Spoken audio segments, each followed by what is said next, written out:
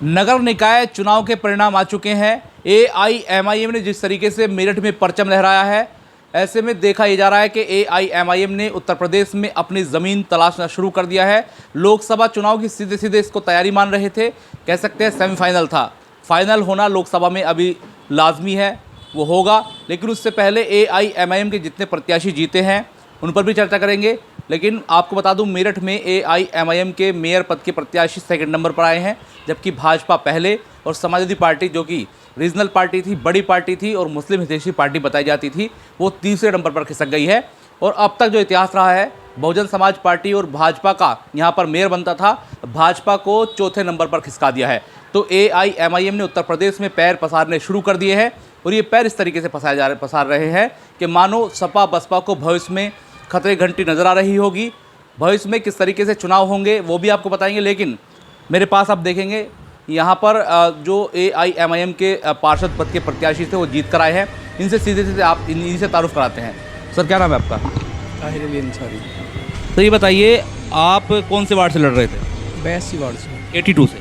जी 82। तो आपके सामने कौन कौन लड़ रहे थे सर? कामरान कौन से थे पार्टी से? हाँ, कांग्रेस से, और नवाब भाई साइकिल से, और नवाब भाई साइकिल से? कार से। अच्छा, साइकिल सिंबल एक था नवाब भाई का। और जी एक फूल से। भाजपा से भी थे? जी सर। ये बताइए, ये भाजपा और ये सपा वाले थे, ये पहले राजनीति कर चुके हैं या नए नए थे? नहीं, पहले राजनीति कर चुके हैं। और आप? पहली बार। पहली बार। तो आप पहली बार चुनाव में आए, जनता से आपने क्या वादे किए हैं? जो भी काम होगा नाली खड़ंजों का साफ जो भी काम होगा उससे करेंगे। तो आप ये बताइए, किस तरीके से आपको ये महसूस हुआ कि एआईएमआईएम को ज्वाइन करना चाहिए, चुनाव लड़ना चाहिए? कि आपको ये एक्सपेक्ट किया आपने कि आप पार्षद बन जाएंगे? नहीं, जो मेरे साथी हैं जैसे कि अयूब भाई हैं और इसामुद्दीन भाई हैं और वकील साहब हैं, इन सब का मुझे साथ मिला और इन्होंने कहा कि भाई ऐसे फहीमू भाई हैं कि भाई आप एआईएम को ज्वाइन करो इंशाल्लाह। फिर कब ज्वाइन की थी? 6 महीने। 6 महीने में? जी जी। मतलब आपने 6 महीने में ही जो 5-5 साल से तैयारी कर रहे हैं उनको धराशायी कर दिया? जी सर। तो क्या मानते, किसको श्रेय देंगे इस बात का? चारों हैं, जैसे कि वकील भाई हैं और अयूब भाई हैं, इसामुद्दीन भाई हैं और फहीमुद्दीन भाई हैं। तो अब ये बताइए, आपके राष्ट्रीय अध्यक्ष असदुद्दीन ओवैसी, एआईएमआईएम चीफ, कितना मानते हैं योगदान के उनके माध्यम से, उनकी वजह से आपका जो वोट है वहाँ पर पड़ा और आप जीत कर सदन में जा रहे हैं? जिनकी पार्टी है ओवैसी साहब की, क्या मानते हैं उनका भी इफेक्ट रहा कुछ? जी हाँ, जी हाँ रहा। तो आप ये बताइए, आप सदन में आप जा रहे हैं, तो ऐसे कौन से मुख्य काम हैं जो आपके इलाके में होने चाहिए थे और वो नहीं हो पाए? रास्ते नहीं बने हुए हैं और सफाई जो होती है वो भी नहीं है। इस तरह के काम है, जो भी नाली खड़ंजे, ये सब चीज़ें खराब।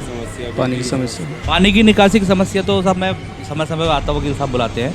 पीछे इनकी तरफ की सड़क बन रही थी तब भी बुलाया। भ्रष्टाचार के सबसे बड़े आरोप यहाँ लगते हैं, सड़कों में, नालियों में, खड़ंजों में धांधली होती है। तो कैसे रोकेंगे इसको? एआईएमआईएम जानी जाती है भ्रष्टाचार को रोकने के लिए। जी। कैसे रोकेंगे सर? क्या पॉलिसी है? कितने सदन में, कितने लोग हैं एएमआई के जो वहाँ जा रहे हैं सदन में, नगर निगम? 11 लोग। क्या लगता है आपको 11 लोग सब पर भारी रहेंगे? इंशाल्लाह सब पे भारी रहेंगे, क्योंकि ओवैसी साहब अकेले सदन में जब बैठते हैं तो छक्के छुड़ाते हैं, छक्के चौके। तो उनकी उम्मीद ये है कि आप लोग सदन में जाएंगे तो कम से कम आप जो गलत काम होगा उसका विरोध करेंगे, और अपने इलाके के जितने मुस्लिम बहुल इलाके हैं जहाँ से आप लोगों को चुनकर भेजा गया है, सेकंड नंबर पर आपका मेयर का प्रत्याशी आया है, तो ऐसे में उन लोगों को उम्मीद आपसे बहुत ज़्यादा है। तो ख़ास तौर से क्या कहना चाहेंगे अपनी आवाम के लिए? मैं यही कहना चाहता हूँ, इंशाल्लाह जैसे मेरा साथ दिया है, इंशाल्लाह ऐसे ही मैं सबका साथ दूंगा और सबके काम करूंगा सही तरीके से। और वार्ड वाइज से मैं सबका शुक्रिया अदा करता हूँ कि सब ने मुझे वोट दी और मुझे जिताया। सबने वोट दी, जिताया। देखिए, ये तो प्रत्याशी हो गए। इनके आसपास के जो लोग बैठे हैं, किंग मेकर इनको कह सकते हैं, इन लोगों ने इनको कहीं ना कहीं उठाने के लाने की कोशिश की और टिकट दिला करके सदन में भेज दिया। पहली बार आए, 6 महीने पहले ज्वाइनिंग हुई और बिना तैयारियों के ये लोग मैदान में आ गए। और कह सकते हैं कि इन पर गॉड गिफ्ट रहा, ऊपर वाले का करम रहा कि 6 महीने की मात्र तैयारी में ये सदन में पहुंच रहे हैं। 11 मेंबर AIMIM के हैं जो सदन में जाएंगे, जबकि ओवैसी के ही मेयर पद के प्रत्याशी दूसरे नंबर पर आए हैं। इनसे बात करना इसलिए ज़रूरी है क्योंकि जिस तरीके से उत्तर प्रदेश में AIMIM ने अपने पैर पसारना शुरू किया है, तो भविष्य में किस तरह के साइड इफ़ेक्ट्स होंगे अन्य पार्टियों के लिए, मैं आपसे इनसे बात कर लेता हूँ। क्या नाम सर आपका? सलामुद्दीन अंसारी। इस्लामुद्दीन जी, ये बताइए, आपने इनको अभी 6 महीने पहले खड़ा किया बता रहे हैं, ये जीत गए, तो क्या कहना चाहेंगे जिस तरीके से AIMIM का जनाधार बढ़ रहा है? देखिए, अब पहली बार मुसलमानों ने एक मत होके एक साथ होके जो है वोट किया है, और हमें जो है अभी कहीं भी कोई भाव नहीं दिया जाता था। अब हम अपनी ताकत दिखाना चाहते हैं, और आज जब हमारी ताकत बनेगी और बनी है इंशाअल्लाह, तो बनने के बाद में कोई भी हर पार्टी हमें जो है अपने गठबंधन में लेने के लिए तैयार होगी। अब से पहले कोई नहीं लेने को तैयार था। मुसलमान को जो है इस्तेमाल किया जाता था, लेकिन काम नहीं किया जाता। ये वाली बात मैं सैकड़ों लोगों से सुन चुका हूँ। ओवैसी साहब आए थे, 2022 का विधानसभा का चुनाव था, वो मन से चिल्ला रहे थे कि हमसे कोई अलायंस तो करता नहीं, लेकिन हम पर एलिगेशन रहता है कि हम वोट काटू हैं। क्या वोट काटू टीम लगती है आपको, ऐसा लगता है? अब वोट काटू कहो या कुछ भी कहो, भाई जब हम लड़ेंगे अपना जनाधार होगा। अब ये कहते हैं कि हमें 15,000 वोटों से हम आ रहे हैं, और 20,000 ओवैसी साहब पे चली गई। अगर ओवैसी साहब पर 20,000 नहीं आती तो हम जो है जीत जाते।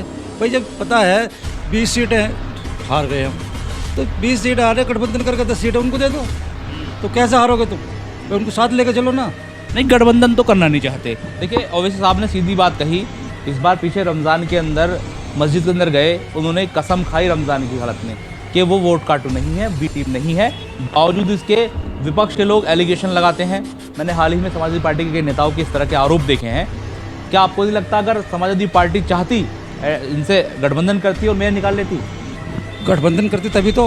अब चंद्रशेखर जी हैं, अब उन पर बताओ कितना जनाधार है उनका।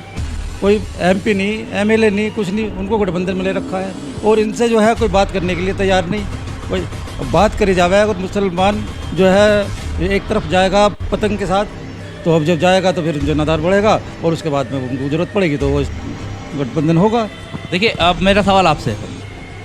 अच्छा, चुनाव से सरकार तो बन नहीं रही भाई, इस चुनाव से सरकार तो बन नहीं रही। ताकत दिखाई, अपनी ताकत दिखाई है, और जब अब सरकार बनने का टाइम आएगा तो ज़रूरत इनको महसूस होगी तो ये गठबंधन करेंगे, नहीं तो फिर जो हाल अब हुआ है। इसमें से बड़ा सवाल निकलता है, वकील साहब आपसे जानना चाहूँगा, इसमें सवाल ये निकल रहा है, अगर ये गठबंधन करते नहीं, इस तरह के आरोप हैं, अगर बहुजन समाज पार्टी AIMIM के चीफ से गठबंधन करती या भविष्य में करेगी, तो क्या लगता है आपको देश की राजनीति में किस तरह के बदलाव आएंगे? देश की राजनीति में भूचाल आ जाएगा, और हमारे सामने कोई टिकने वाला नहीं होगा। AIM और BSP का अगर गठबंधन होता है तो हम तादाद में बहुत ज़्यादा हैं, हमारे सामने कोई नहीं टिकेगा।